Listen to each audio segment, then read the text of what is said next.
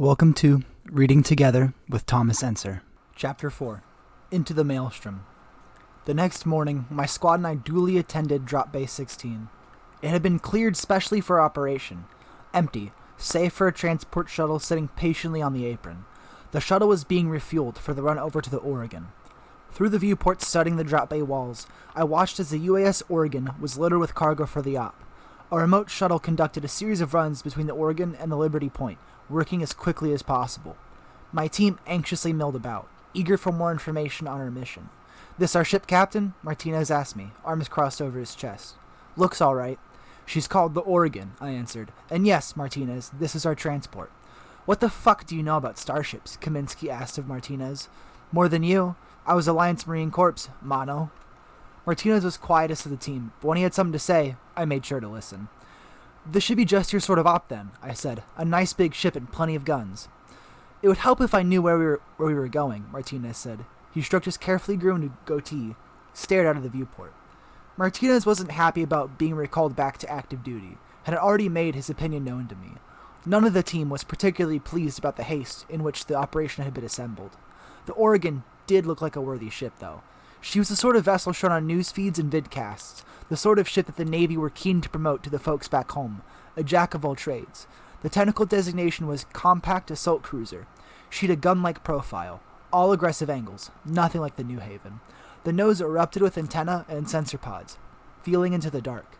The entire craft was polished gunmetal gray, reinforcing the impression that it was a weapon of war given form as a starship. "She was requisitioned from the Navy fleet and retrofitted for our op," I said to my squad.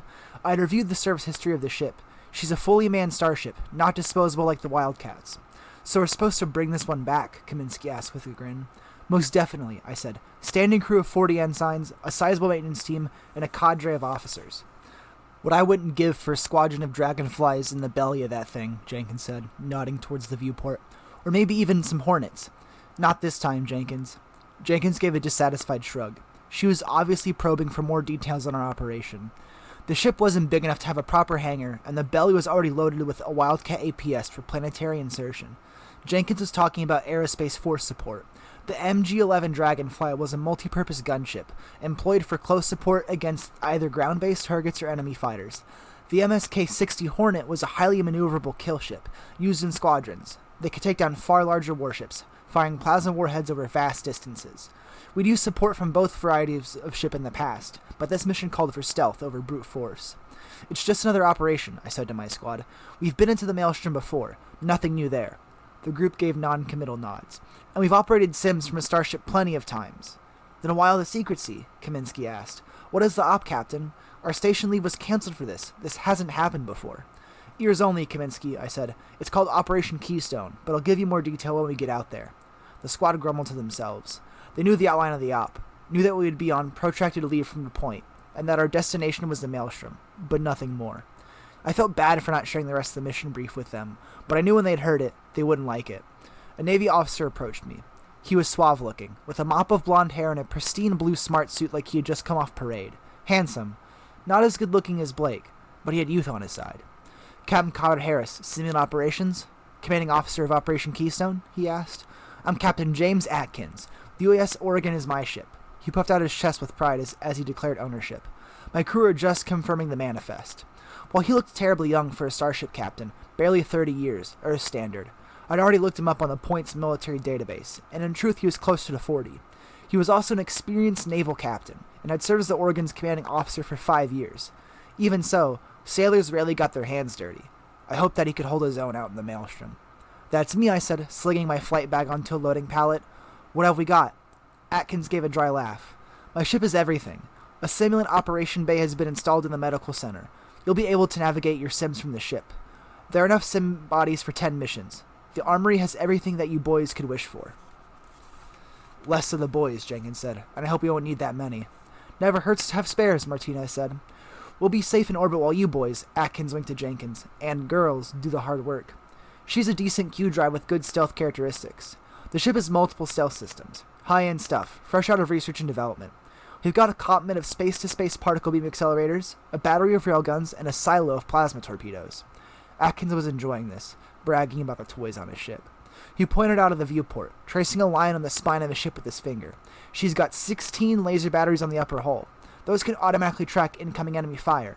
The AI is one of the most advanced in the fleet. Atkins nodded to himself in contentment. It's overkill, really. We've never had it so good. I just hope it's going to be enough, I said, bursting his bubble. Only the best equipment has been sanctioned for Keystone, came another voice behind me. I turned to see Olsen, his face sweaty with exertion.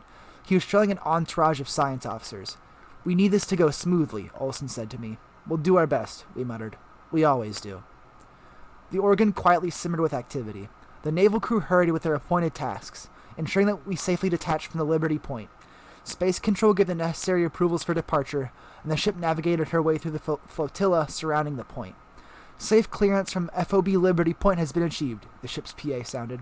I found my assigned quarters, a cabin about as small as I had back on the point, but a room to myself nonetheless. My squad was quartered at the aft of the ship, in a barracks usually designated for shipboard Marines.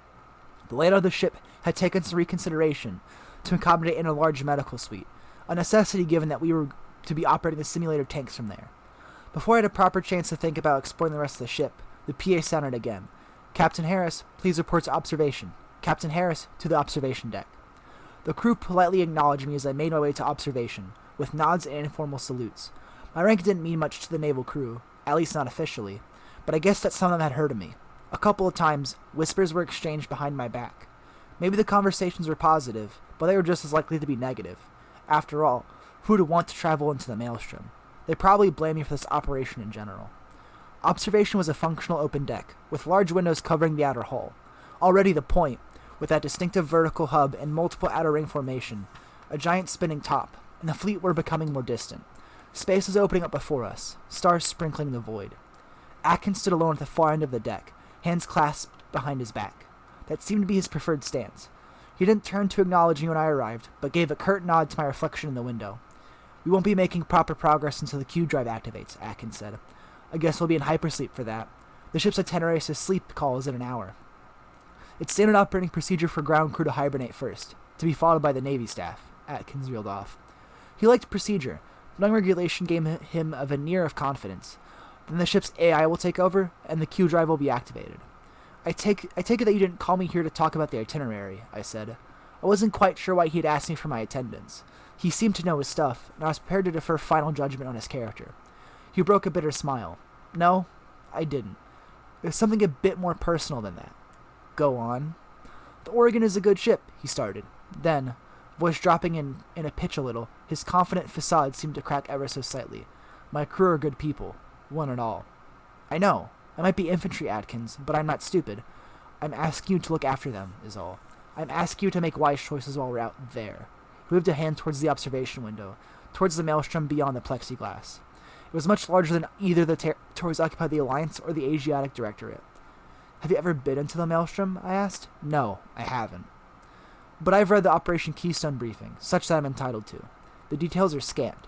They tell me that we're going after some sort of ghost signal, that Science Division has found an alien artifact on a backwater Krell world. If you know that much, then you know almost as much as me. I'll reveal the rest as soon as I have clearance. Atkins grew quiet for a moment. I understand that, he eventually continued. Regulation and procedure must be adhered to. It's just that, well, any starship captain would be anxious about this sort of operation. I rubbed my chin. Let's agree on something. I'll depend on you to run the ship, exactly as you see fit, and you depend on me to do everything I can do to bring you and your crew back in one piece.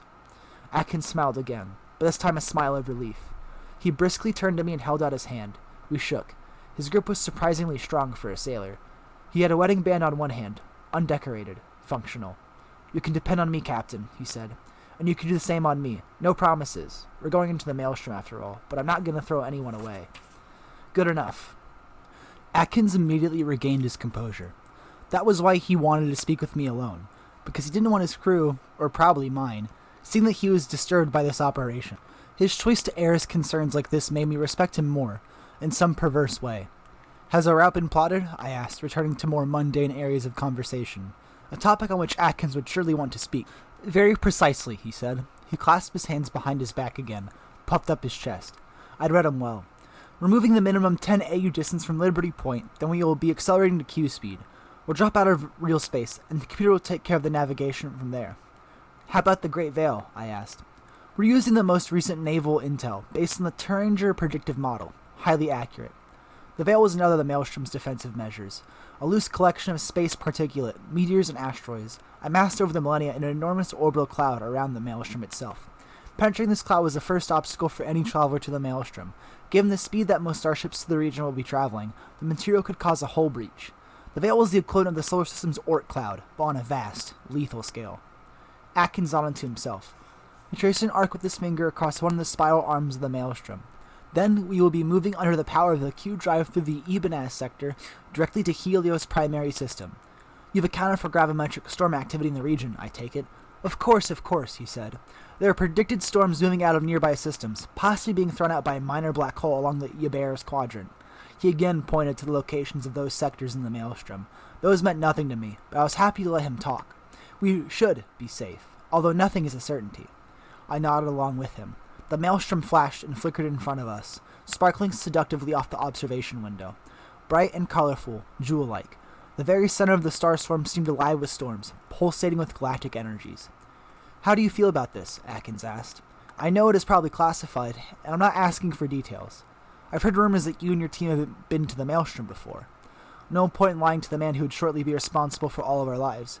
The rumors are true, but that isn't why I don't like this op. Then why is it?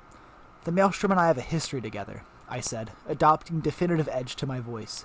I don't want to discuss this anymore, so don't even ask. Atkins got the message, and our conversation ended naturally. I stood with him for a long time, both of us silent, both of us watching the dark splendor of the Maelstrom. At the appointed time, my squad and I reported to the hypersleep suite as required. Looking forward to a 6-month sleep, Martinez? Blake asked. Martinez grunted. Just don't keep me awake with your snoring. We were all dressed in pale gowns, and medics attended to us. Olsen oversaw the procedure. IV drips into forearms, numerous injections to prep us for the long sleep. The room had a berth for maybe 100 personnel, and would quarter the current starship staff easily. I smelt antiseptic and formaldehyde, a heavy odor that radiated not just from the medically pristine equipment, but also my own body. The freezers were essential for a Q to travel through Q space, to counter the demands of modern space operations. Known by many different names, cryogenic hibernation, deep freeze, suspended animation, it all amounted to the same process. Artificial, prolonged sleep. Atkins walked the hypersleep suite, overseeing the process.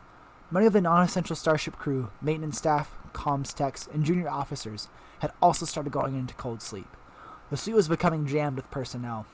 We're going to be entering Q space in just under 3 hours, he called across the room, medics tending to their subjects falling silent as he spoke. Stealth systems will engage at this time. We will be effectively invisible to anyone who cares to look for us. Just enjoy your sleep. All subjects are prepped and ready to go under, the chief medical tech declared. Permission requested to put first group in, Captain. Atkins gave a nod. Permission granted. I slipped into my hypersleep capsule, a glass and chrome tube, already filling with preservative fluids. It was cold and unwelcoming, tomb-like on the inside. The exact opposite of the warming waters of the simulator tanks. Sweet dreams, Jenkins called as she got into her own capsule. The rest of the team followed. Let's hope. The capsule canopy slid into place above me, and the sounds of the outside world became muffled and distant. Through the silvered glass, the medics hurried about the sleepers, conducting last-minute checks. Even now, their faces were becoming blurred and vague. I've never liked the sleep, and this was no different. There's nothing natural about hypersleep. The human body isn't designed for this sort of experience. The world around me was slowing. I was so cold, the temperature of my entire body dropping rapidly. Cryofreeze was being pumped into me, through the multitude of cables and feeders attached to my body. I turned into my capsule, watched the others going through the same procedure. I was being plunged so deep into a state of suspended animation that I was hair's breadth from actual death. I freaked out for just a second, wanted to bang my fists against the glass canopy, stop the sleep. I wanted to rail against it. My arms and legs were lead. The shipboard lights above were hazed, adopting a starlight quality. I focused on them, as the sleep finally took me. Anyone who says that you don't dream hypersleep is a liar. Those are the words of D.I. Cubits, my drill instructor during basic induct. That had been 20 years ago, give or take, and every time I went into the freezers, I remembered those words of wisdom. The difference between real and artificial sleep is that you can't wake up until the AI decides that you should. If you have a bad trip, you're stuck with it.